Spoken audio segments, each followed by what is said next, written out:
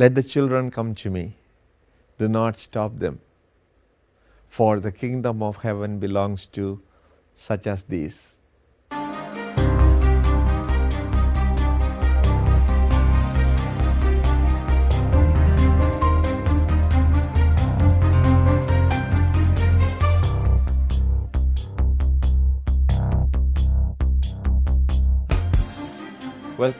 Welcome to Wordnet Productions, and I'm Father Sr Sebastian. I'm here today to talk to as well as listen from a sister, a religious sister, Sr Eva Rodriguez, who belongs to the religious order of Sister Servants of the Blessed Sacrament.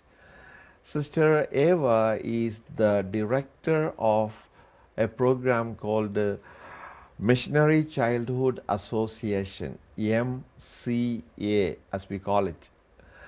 She works taking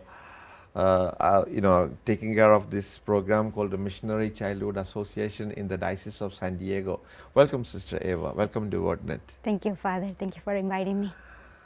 Thanks for having and thanks for coming to our studio to share about what this Missionary Childhood Association is and what you do, for promoting as well as work of this Missionary Childhood Association.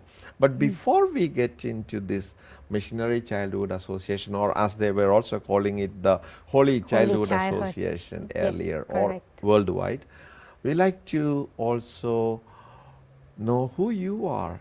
Who is this Sister Eva Rodriguez? Well, my name is Sr Eva Rodriguez, and I was born and raised in Mexico City many years ago. Many moons ago. Many moons ago. We don't want to we don't want to know your age, by the way. Okay, you don't want to know. My family moved to the United States about maybe 35 years ago, and like any other family who's looking for a better way of life, we came to this country, and I'm the second to the oldest of 4 brothers and 2 sisters. My father died when I was very young, but that was also another reason why my mother was looking for something better for her kids. So we moved to the United States, and when I came here, we were living in Los Angeles, and I was very active in my parish. I was in the prayer group, in the youth group, and at that time is when I decided to kind of start discerning my vocation. I was kind of trying to find out what is it that I wanted to do in life. And at my parish, we, with another group of girls, we attended a retreat, a vocational retreat. And at that time, one of the sisters asked me if I wanted to be a sister. And at the beginning, I was kind of scared with the question that I said yes. And then after meeting the sisters, I began a process of discernment. So, and you entered the Sister Servants of the Blessed Sacrament order, right? Yes, here in the United States. They have a formation in Simi Valley, California. So all my formation took place here in California. Thanks for sharing about your vocation and your life. But I know, I have heard that by profession, as a sister, you are a teacher. Yes. But what is the connection between being a teacher and being involved with this Holy Childhood Association or Missionary Childhood Association? The ministry or the charism that we have in our religious order is education. We are a teaching order, and we also have adoration to the Blessed Sacrament. I have been working as a teacher for 10 years already, teaching elementary school and middle school. And one day my provincial approached me and asked me if I wanted to work at the Office for the Missions. I knew what the Office for the Missions in San Diego. In San Diego, in the Diocese of San Diego. I've been working in the Diocese of San Diego for my whole life. I mean, all these years. But I was teaching when my provincial asked me if I wanted to work at the missions office. And it took me a little bit of time deciding if I wanted to do that or becoming a principal. And to be honest, I was very scared to be a principal, so I told her that I was okay to work in the missions office.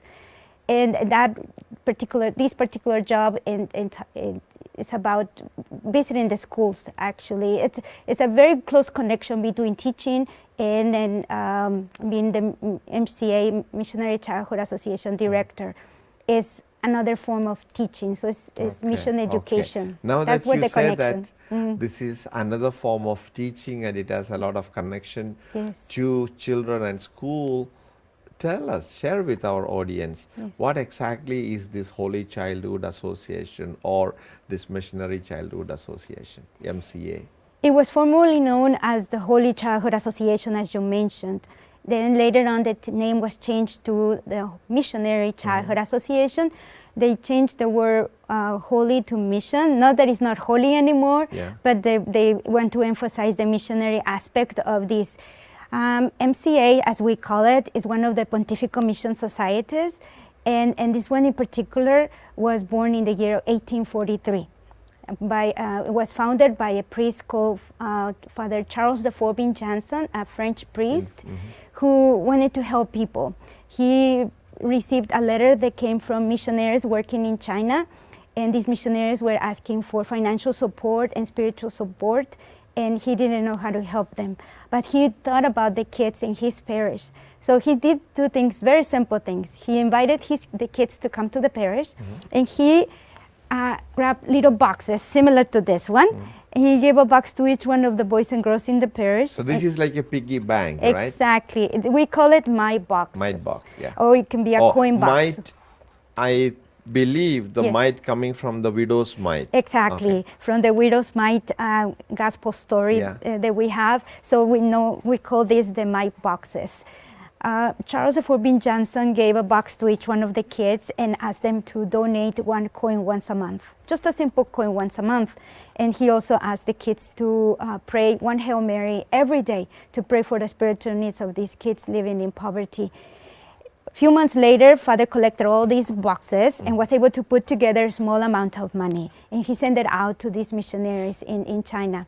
And with this money, missionaries were able to provide the help that was needed for these children. And that's how MCA was born. MCA was born about 180 years ago with the idea of children helping children. Actually, that's the motto. Children helping children. Kids are invited to become aware about the needs of their brothers and sisters around the world. The main objective is to instill in the children a sense of sharing, understanding that they are called to be missionaries by their baptism. And they do a very good job in our diocese. They are very generous. Now, how many years have you been involved with this program? I've been the director for the Missionary Childhood Association for 14 years already. Wow. So you are either a pro in this or you are getting tired. Which one? No, I'm not getting tired. Actually, I enjoy what I'm doing. I really like it. I think it's wonderful to see the children and see their enthusiasm for learning about what's going on in mission countries and their enthusiasm to help, to pray for these kids and to find ways to help them. And it keeps me connected with them. It's a teaching job also. Now, we want to hear more about what you do, Yes. as part of this program or this, let me call it ministry, Yes. MCA. So also how you, what are the information and how you interact with the children. We would like to know. But before we get into that, we are going to take a short break because, the time is coming up. And before we get into those topics, I thought it would be the appropriate time to take a short break. And when we come back, we will hear more about what you do, how you do, and what are the normal responses from the children, and how much you are able to collect through this mite box, and how those monies are used today. These will be some of the things that we would like to know, and I would welcome you to share that with our audience. So don't go away. Sister Eva has just only begun. There's a lot of information that she's going to share with all of us. So stay with us.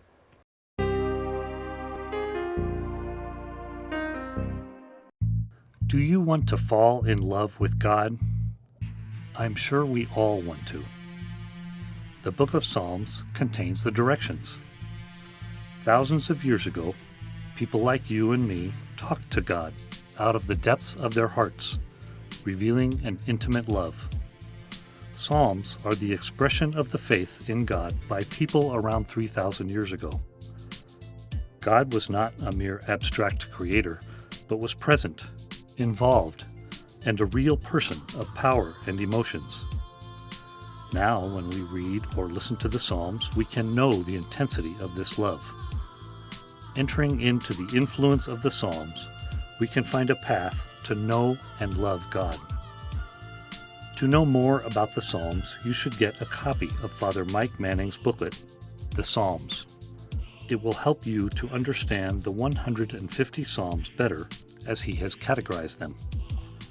He uses the technique of acts: adoration, contrition, thanksgiving, and supplication. Get your copy today and know the categories. Learn to pray with the Psalms. Call the number on the screen or email us. You can also get it through our website. Get your copy today.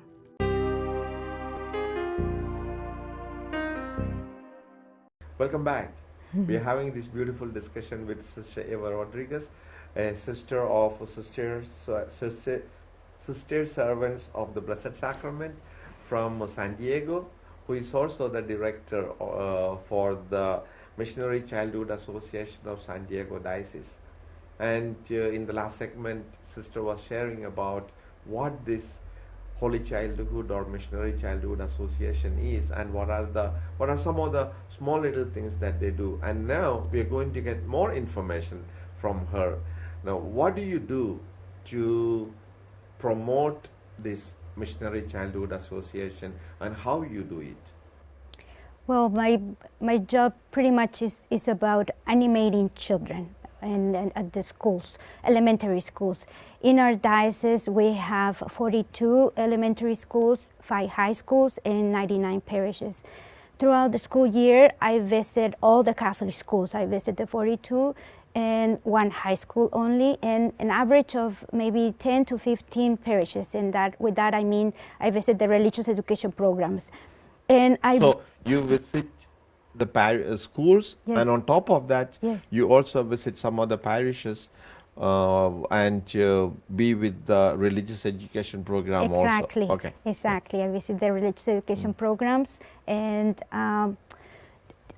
during the summer, I have the opportunity to go on a mission trip, visit the missionaries in the different mission countries. I take videos, I take pictures, I get involved with the activities the missionaries are doing, and then all that information, I put it together on a PowerPoint presentation. So I'm bringing the story to the classrooms. That's what I present to the kids. I tell the stories about how missionaries are in the front lines, reaching out to those who are in need. And I invite the children to support with their financial support using their coin boxes. Can you give an example for that? If you know, not right now, you don't have to present it. Yes. But at least, how do you select, or how do you present the country, or how do you do that? Part of the presentation is in the presentation, I try to bring to the kids the stories of how the children in the missions live, especially try to find ways so that they can relate with these children living. Let's say last year we went to Zimbabwe. Oh, yeah, that's what I was coming against. Yeah. Last summer, in the month of June, we were able to go to Zimbabwe, and we actually met the Divine Word missionaries, and we visited different schools. We met the missionaries, we saw their work, we saw how they are helping all these children.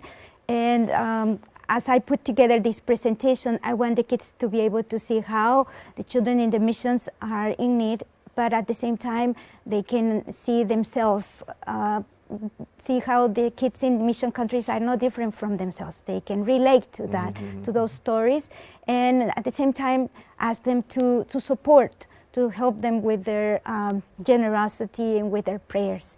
So as the kids, the children in our diocese, in many of the schools that I visited, are kids, they have never been on a mission country. They have never been outside their cities. So they are not familiar with this. I'm bringing the mission education and the missionary awareness to the classroom. And the kids love to see that. They love to see these children dancing, singing, working in activities in these different countries. And they get motivated to help others, especially children their own age. And you said about this mite box. Yes. Yeah. After you share these things with them, you distribute the mite box. Yes, we distribute the mite boxes to the students, to all of them, and they do work in different ways. They take them home, they share the stories with their families, and they try to raise funds, or maybe out of their allowances, they try to put coins in their box. And the teachers collect all the donations from the students. How often do you collect them, or is it annually, or 6 monthly, or 3 months? How do you do that? Actually, every school does it in a different way. Some schools do their fundraisers or use the coin boxes in the season during Advent, and some other schools do it during Lent. There is a good number of schools who do work on the missions or raise funds for the missions during the month of October, because it's the missions month. And depending on the school activities, some schools actually have activities in the month of for Halloween or for All Saints Day. They collect donations whenever, according to the school's activities, pretty much. So throughout the whole school year, I receive checks, donations that come from the schools. Yeah. And now that you mentioned all through the year, you receive the money through check, or how is that money used, or how is it sent, or where does that money go? Every year, we've been collecting from maybe $35,000–$40,000 from coins, from all the donations from all these children, and everything that is collected, we send it to. It goes to a general fund to the national office, and the Where money. is the national office? In New York. In New right? York. Okay. The national office is located in New York. So we send these donations, and they distribute it to all different mission countries where missionaries have applied. They applied to the national office and request donations. And these are missionaries who are directly working with children, in either orphanages, they have schools, or they have food programs, anything that is just related to help children. Can you share with us any kind of touching story of children donating, children giving what they have? We have many. After 14 years, there are many really touching stories. Not too long ago, in one of the schools, one of the elementary schools, a little girl donated all her birthday money. It was $400 that she got for her birthday, and she wanted to donate it for the children in the missions, for MCA. Yeah. And I thought that was very nice. So I put together a certificate, and I presented to her at her school. But there is also another beautiful story about a little boy who put coins in an envelope, and he put it on the mail. So we got the envelope in the office, and we were surprised also first, because you don't send coins, you don't put coins on the mail. And it seems like the envelope had torn, because in the post office they put some tape to protect the envelope. And there were like $3.75 and a little heart on the envelope, and for the children in the missions. Yeah. That was very touching. I know, I can, yes. I do see that it is very touching, because to see that you are sharing about the missions, and the children in the missions definitely bring home the message of that mission aspect of our being a child, being here as followers of Christ. So also as children, that is a beautiful thing. Yes. And I'm sure it instills a sense of generosity and sharing what we have in the children. They are brought and led to that. There's something very important, Father, because the children, it's important for them to learn that they can share a little bit of what they have. We have a lot here in the States. They can share a little bit of what they have with kids who have less than what they have. And it's about being generous, like you said. It's about sharing and being like another Jesus on earth. Yeah, I like that, being like a Jesus on earth. Yeah. And now you have been, we will get a little more, I'm sure. I want to ask a few more questions with regard to MCA and this program. But before that, you have a very colorful rosary with you. Tell us about that. Right here. I know this is, normally we see rosaries, but not very colorful one Right. like this. This one is called the World Mission Rosary. I don't know if you know this, Father, but it was put together by Archbishop Fulton Sheen. Fulton Sheen created the World Mission Rosary. He was the national director for the Pontifical Mission Societies in the United States, so it's very well known, and I'm sure you know that too. Let's hear from you. What those colors, do they represent something? They represent all the continents around the world. He wanted people to pray for all the people in need, and so he assigned one color to each one of the continents. For instance, the yellow color beads, according to Bishop Fulton Sheen, the yellow color beads represent the continent of Asia. The yellow symbolizing the place where the sun rises, the rising sun from the east. Now the blue color beads, the blue symbolizing the waters. The blue represents the continent of Oceania, Australia, and the islands of the Pacific. The white color beads represent the place where Pope Francis lives. Europe. Very good. We're good. You're following me. So Europe. And it's white because Pope Francis wears white all the time, and he lives in Europe. Now, the red color beads represent two continents in one.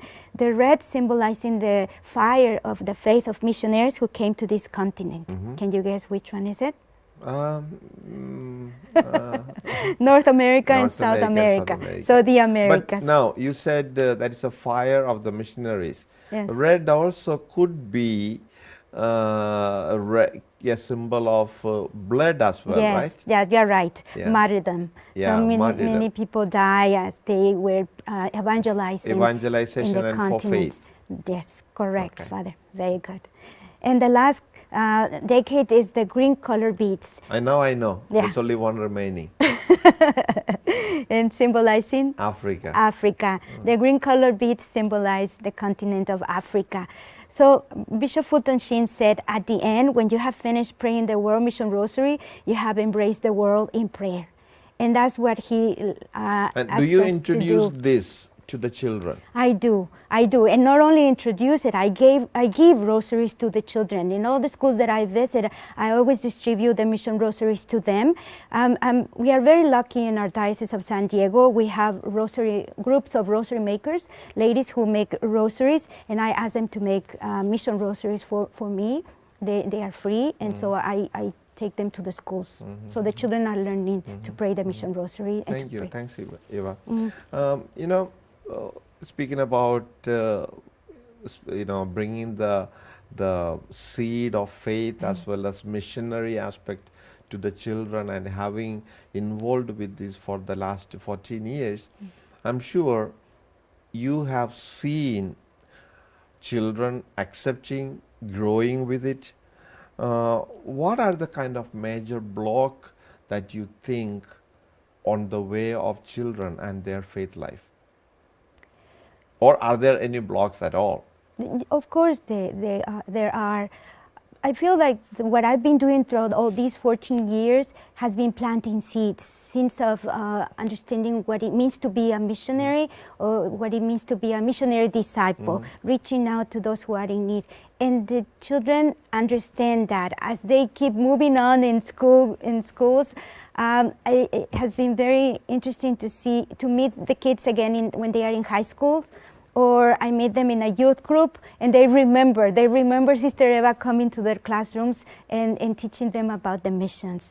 And you can see how they have grown on their faith, and they have understood that idea of being generous with others. They are taking what it means to be a missionary to another level, of from being little kids to now think about how to help others, how to make a difference around the world. That means your influence on them as children, linger on and stay with them even when they are grown.